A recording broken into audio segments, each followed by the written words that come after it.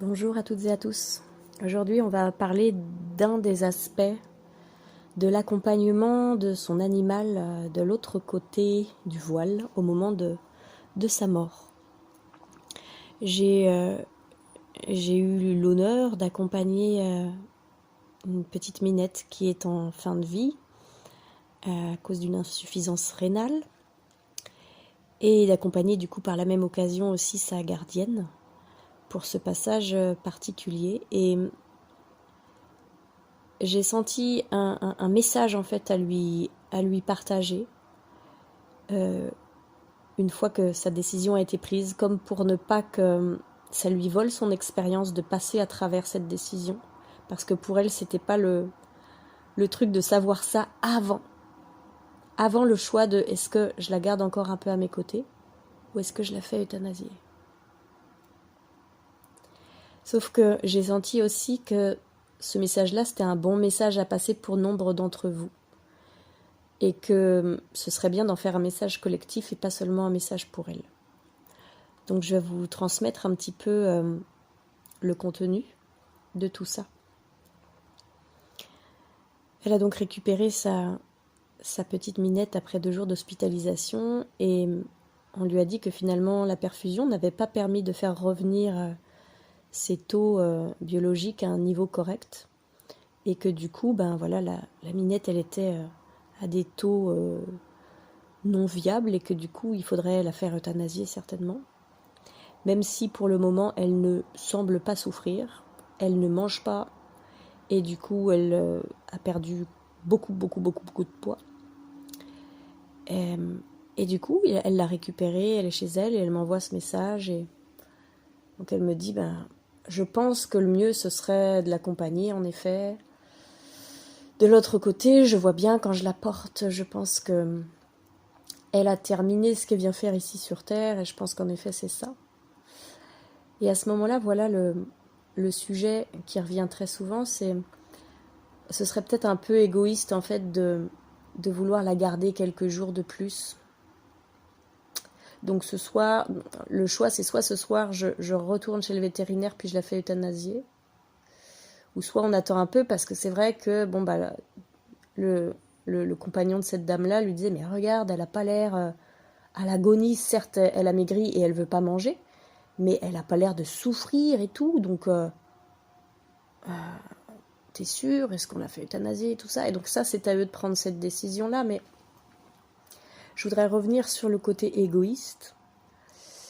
Et vous allez peut-être vous sentir concerné par les choses que je vais dire, parce que moi j'ai été sur beaucoup de groupes de discussion autour de l'euthanasie, notamment quand on est dans la communication animale. Il y a des gens qui font une spécialité de est-ce qu'il faut euthanasier ou pas. Il y a des gens qui veulent absolument pas toucher à ces sujets-là. Il y en a d'autres qui pensent qu'ils ont le droit de dire ce qu'il faut faire. En fait, pour moi, même le vétérinaire n'a pas à dire ce qu'il faut faire. Il doit dire ce qu'il voit, il doit dire ce qu'il sent, il doit donner son avis pour que le gardien qui est en lien avec l'animal soit éclairé par son expérience. Mais ce n'est pas parce que c'est un vétérinaire qu'il sait ce qu'il est bon de faire pour l'animal. Parce que l'animal, avant qu'il le connaisse très très bien, parce que c'est, je sais pas, un animal proche de lui, c'est l'animal de ses amis par exemple, je ne sais pas, ou de quelqu'un de sa famille. Il peut donner son avis professionnel, mais il en reste que celui qui prend la décision doit être en lien depuis un tout, et pas seulement depuis des faits observables. Il y a les faits observables, genre ces taux de créate ne redescendent pas, ils font péter le plafond, on peut rien y faire. Ok, merci. Mais il y a aussi, regarde là de façon générale, et qu'est-ce que tu sens ? Est-ce que tu sens que c'est maintenant ? Est-ce que tu sens qu'il faut se dépêcher ? Il faut l'aider ? Est-ce que ton animal semble avoir besoin d'aide ? Et là encore, ça va venir parler de toi parce que ça va passer à travers toi, ça va venir parler de toi et de ton lien à la mort, des gens que tu as peut-être déjà accompagnés ou des animaux que tu as peut-être déjà accompagnés, de plein de choses différentes. Et ça va pas être évident de prendre une décision éclairée. Une décision éclairée, elle n'appartiendra qu'à la personne qui connaît l'animal. Cette personne peut se faire accompagner pour qu'on lui montre les différents aspects, mais le choix doit lui appartenir. Parce que ce qui est égoïste ici, moi je l'ai souvent vu d'ailleurs dans ces groupes de discussion autour de l'accompagnement au deuil et tout ça, l'accompagnement vers l'euthanasie. Et puis j'ai accompagné beaucoup de mes animaux et des animaux que j'avais en charge pour les associations vers la mort. C'est quelque chose que j'ai fait maintes fois. Parfois on croit que c'est vraiment égoïste de vouloir les garder quelques jours de plus. Et souvent, on va dire, tiens, voilà, regardez mon chien, regardez mon chat, regardez mon furet, regardez mon cheval, qu'est-ce que vous en pensez, tout ça. Et tout le monde de donner son avis, de dire, bah ouais, franchement, t'es pas un peu égoïste, regarde comment il est pas bien, regarde comment il a maigri, franchement, faut l'aider, faut le faire euthanasier.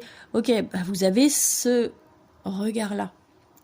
Et ça parle autant de l'animal que vous connaissez ou non, que de vous. Peut-être que si vous étiez le gardien de cet animal, vous n'auriez pas du tout le même regard. Ou peut-être que vous auriez ce même regard avec tous les animaux, parce que finalement, ça ne parle pas tant de ce que vous sentez de l'animal que de ce qui vous habite vous par rapport au regard de la mort. Peut-être que pour vous, il y a quelque chose ici du genre, surtout pas de souffrance, zéro souffrance. Chez nous, c'est très très répandu. Hein. La mort, on ne veut pas la voir. D'ailleurs, on met nos personnes âgées dans des EHPAD. Voilà, tac, tac, tac, on ne veut pas de ça. Non, c'est pas beau la vieillesse, c'est pas beau la maladie, c'est pas beau la mort. Donc, tic, la petite piqûre, les animaux, ils ont de la chance, eux, on peut les euthanasier, donc profitons-en. Des fois, c'est juste de faire euthanasier son animal, et des fois, ça, je dis là encore juste par rapport à l'animal lui-même, et des fois, ça ne l'est pas. Des fois, ce qui est égoïste, ça n'est pas de vouloir le garder quelques jours de plus, ce qui est égoïste, c'est de vouloir l'euthanasier pour soi. Pour ne pas voir la maladie, pour ne pas voir la mort, pour toutes ces choses-là. Mais ici, c'est pas ça qu'il faut retenir. Parce que, au final, si on regarde un petit peu plus loin, il y a rien d'égoïste. Il y a des gens qui font au mieux avec une décision de vie ou de mort sur un autre être vivant, et la plupart du temps, un être vivant qui a une place énorme dans leur vie, qui leur est cher. Et cette décision, elle sera jamais facile à prendre. Elle sera jamais facile à prendre, sauf si vous êtes au clair avec le deuil, sauf si vous êtes allé voir tout ce qu'un deuil peut faire remonter comme difficulté autour de la séparation, autour du manque, autour de plein de choses comme ça qui sont difficiles. Et si vous êtes persuadé au moment où vous avez votre animal sous les yeux que c'est comme s'il y avait cette fulgurance qui vous dit « c'est ça qu'il faut faire ». Là, ça va être plus ou moins facile, même s'il y a de la tristesse, même si vous avez le droit de l'exprimer, de pleurer. C'est comme si à l'intérieur de vous, c'était facile de savoir ce qu'il y a à faire. Et parfois, on se réveille le matin, on voit notre animal et on se dit « ah ouais, c'est pas évident parce que c'est vrai qu'il a des taux complètement hallucinants, on nous dit que c'est pas possible de le guérir, donc en fait à quoi ça sert de le garder vers soi, peut-être que c'est vraiment être égoïste, là de garder 2-3 jours encore, je suis peut-être pas quelqu'un de sympa ou quelqu'un de bien, peut-être qu'il faudrait que je le fasse euthanasier.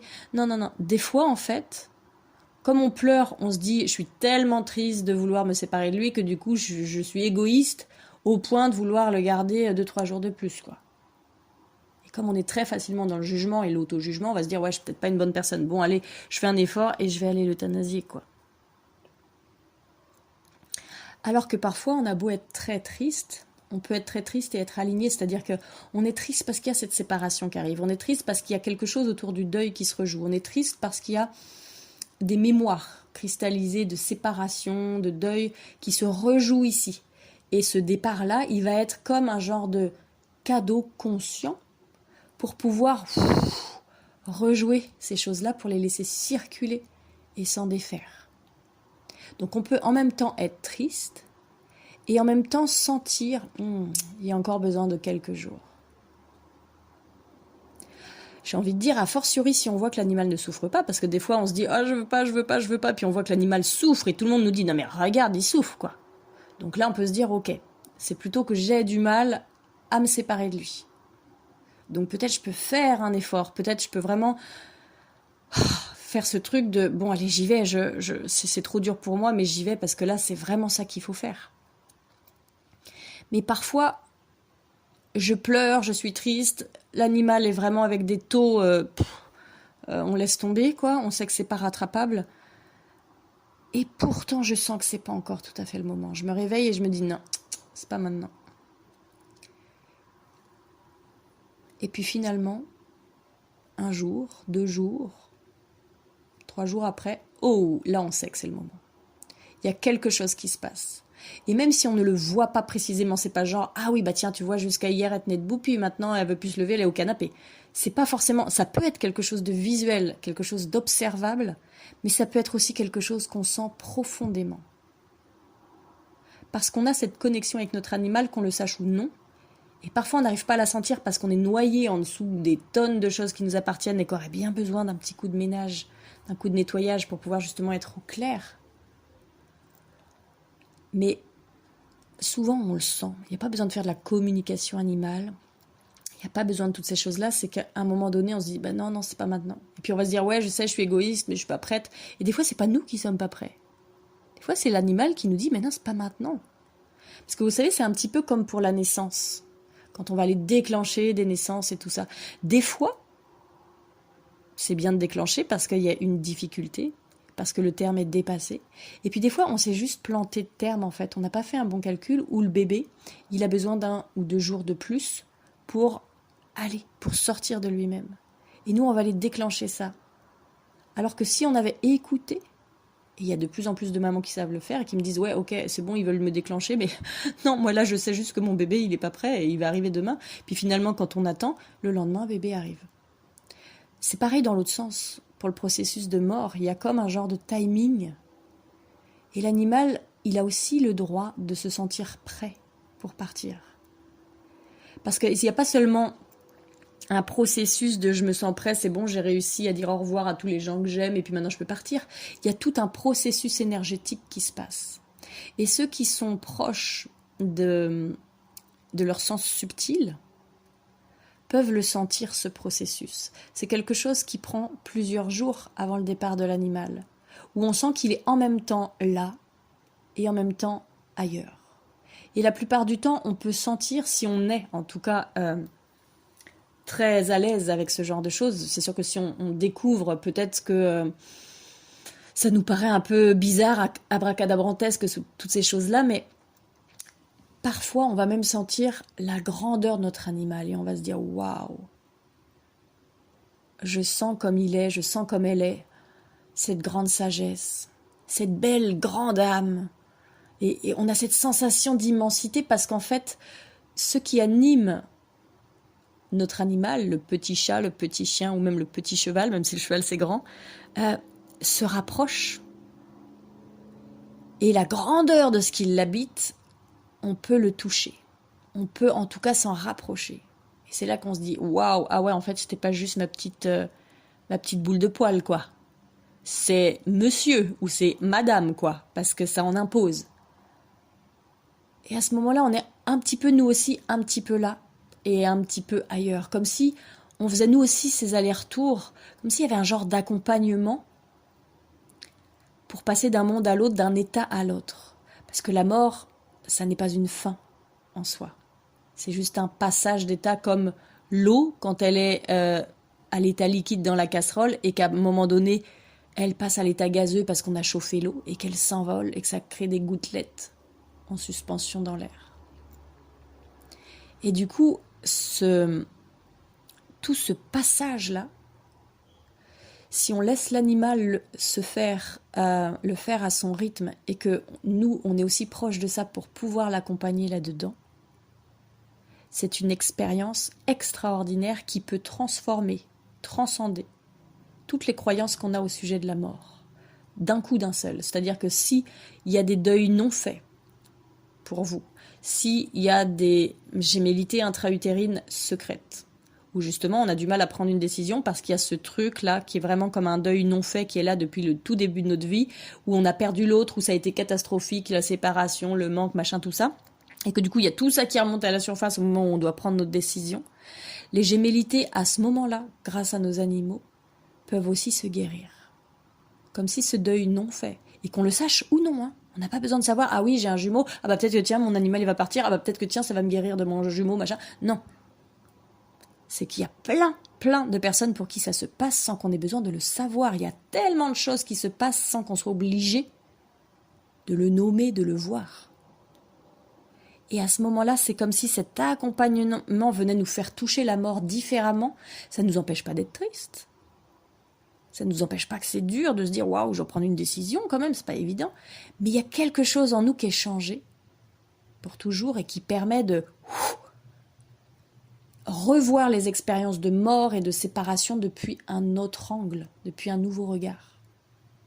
Et ça peut être un véritable cadeau que d'accompagner notre animal dans ce sens.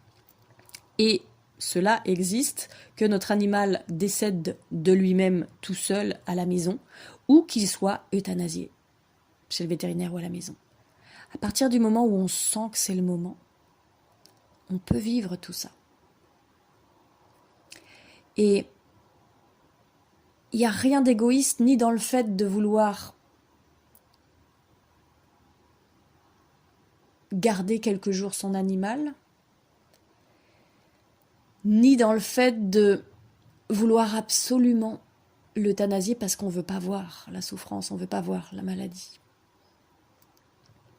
Moi, j'aime bien présenter ces deux aspects parce que souvent, celui qui juge peut se rendre compte qu'il pourrait être jugé de la même façon.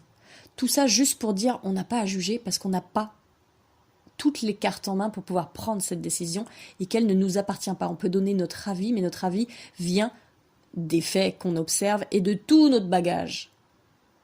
Et dans les gens qui donnent leur avis, il y a plein de gens qui ont un tas de bagages intérieurs dont ils ne se sont pas occupés et qui faussent et qui biaisent complètement ce qu'ils voient pour prendre une décision. Donc oui, je peux être égoïste de vouloir garder mon animal 2 jours de plus. Et oui, je peux être égoïste de vouloir l'euthanasier tout de suite. Ça n'aide pas, vous me direz, à prendre une décision. Pourquoi ? Parce qu'il n'y a pas une décision. C'est pas, ah oui, quand mon animal est là, ah, il faut faire ça. Et puis après, il faut faire ça. C'est toujours comme pour tout dans la vie, comme pour tout ce à quoi on va être en train de faire face dans les prochaines années. C'est ce qu'on nous demande de faire maintenant, dans cette transition, c'est d'être là dans le moment présent pour sentir. Et pas d'avoir un protocole, genre tiens, quand il se passe ça, je fais ça, puis quand il se passe ça, je fais ça, et puis quand il se passe ça, je fais ça, parce que ce sera une fois valable, mais pas 2. Donc le but du jeu, c'est d'être ici, d'avoir travaillé sur ces mémoires de deuil. Alors, si là vous êtes avec un animal en train de décéder, vous pouvez vous dire « Oh, mais c'est pas possible, je peux pas faire tout ça maintenant. » Il n'y a pas à faire tout ça maintenant. Mais vous pouvez, si vous n'êtes pas avec un animal pour qui vous devez prendre une décision, vous pouvez aussi juste garder ça dans un coin de votre tête et vous dire « Ah ouais, ok, c'est vrai que j'ai peut-être un rapport à la mort qui est pas facile. Ah, c'est vrai que quand j'ai fait euthanasier mon chien, ouais, j'avais peut-être peur de la séparation et tout ça. Ah, c'est vrai que c'est... » Et pour pouvoir que ce soit en fait des aides pour vous montrer les choses qui sont encore pas harmonieuses à l'intérieur de vous, pas harmonisées, et qui font que ça a des impacts difficiles dans votre vie. C'est-à-dire que c'est pas seulement, tiens, bah ouais, c'était difficile de faire euthanasier mon chien, puis tiens, c'est difficile, j'ai toujours pas fait le deuil, et ceci et cela. C'est que ça peut encore avoir un impact aujourd'hui, même s'il n'y a plus d'animal pour qui il faut prendre une décision d'euthanasie ou non. Parce que ces bagages qu'on a à l'intérieur de nous, ils sont pas là seulement au moment où on va perdre son animal.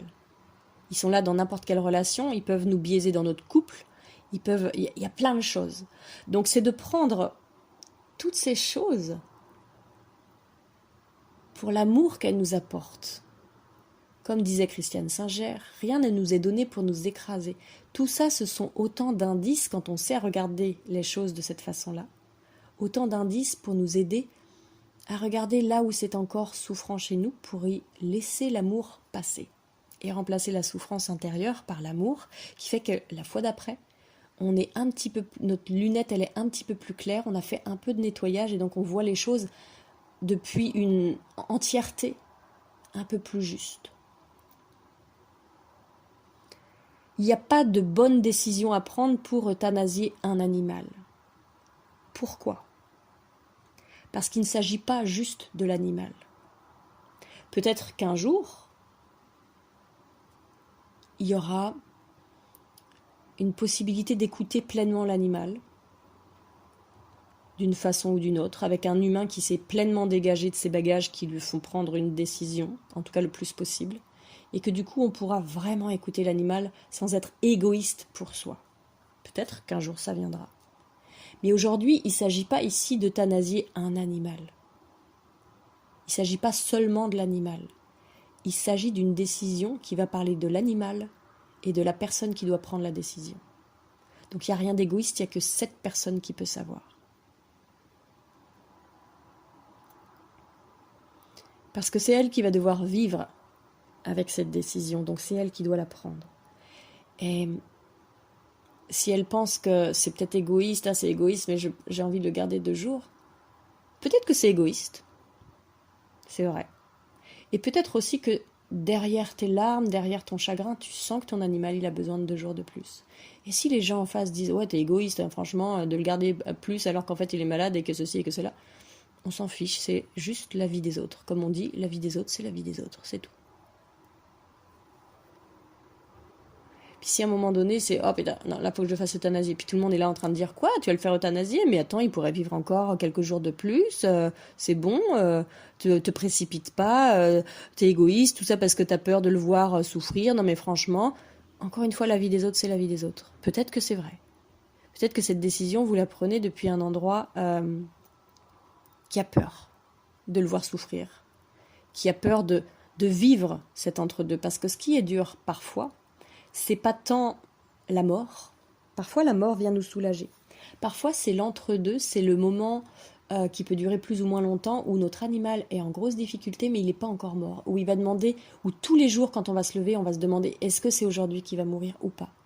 Et ça va nous demander des soins, et ça va nous demander de se lever peut-être toutes les heures, de peut-être le voir, l'accompagner dans des moments qui sont difficiles, autant pour notre psychisme, notre émotionnel, que notre physique, parce que parfois on est mis à rude épreuve, ils font pipi partout, ils se lèvent la nuit, ils aboient contre les murs parce qu'ils voient des trucs, parce qu'ils ont un pet au casque. Bref, il y a plein de choses qui font qu'on est à bout, et que finalement, la mort vient comme nous amener un soulagement.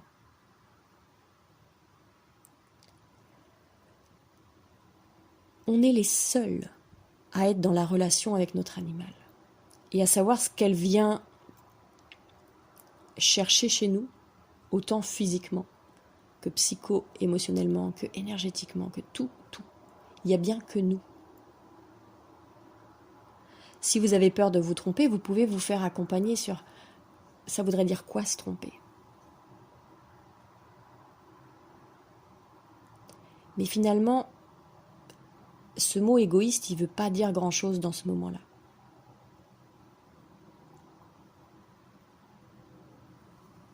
Il n'y a pas d'égoïsme, il y a juste une relation qui va s'éteindre. Et cette relation, elle considère l'animal malade qui doit aller vers sa mort et la personne qui l'a accompagné toute sa vie, avec tous les bagages qui sont les siens, et qui doit prendre cette décision qui n'est pas rien. Donc ce ne sera jamais égoïste, ce sera juste le résultat de votre chemin, de tous les bagages que vous portez, de ceux que vous ne portez plus, du lien que vous avez avec votre animal. Ce sera ce résultat-là. Et ça, il n'y a personne pour le juger.